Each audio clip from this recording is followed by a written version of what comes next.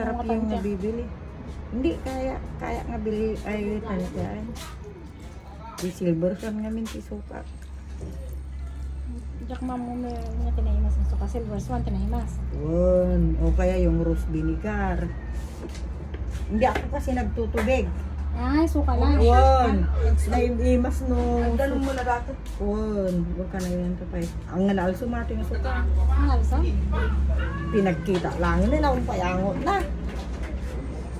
Agor ka ta. Kasi nga ako nakuha. Yan natin ang bitchin. Sarap. Para nandyan na lahat. Ganyan ako magluto. Sa akong to'y kawiligit na no. Mag-aanan. Ay, hindi ba sukaan na? Birwarante. Yung kalmigirom ko, ili ko bago ang New Year. Isuro na man di pinaksit. Ore may sana ako pili sa marami sa hindi ili ko ma yung papakal ni Pedron. Ay, mabalin nga papagkulan. Uwan! Ipaigad mo. Ay, kasjay. Pwede na pala ngayon yun. Oo, mas maganda. Ano na ngayon? High-tech.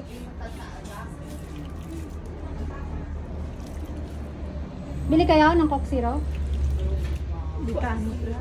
Kuya Pedro, pwede daw tayo lakad tayo dito. Di ba?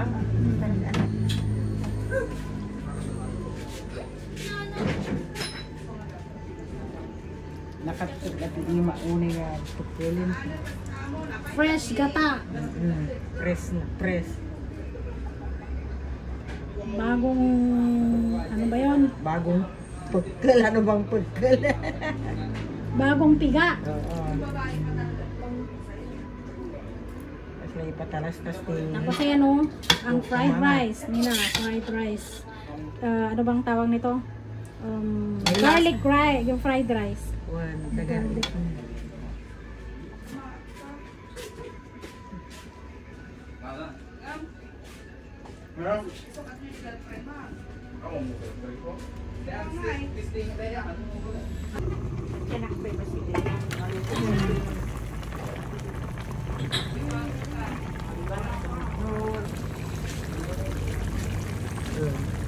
Ito, episode ko. Picture. Yun na yung gata. Purong gata. Oh, harap. Diba?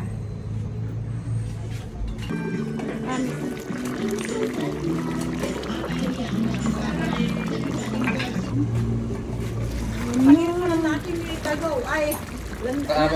Kanin pa. Hindi ka pa.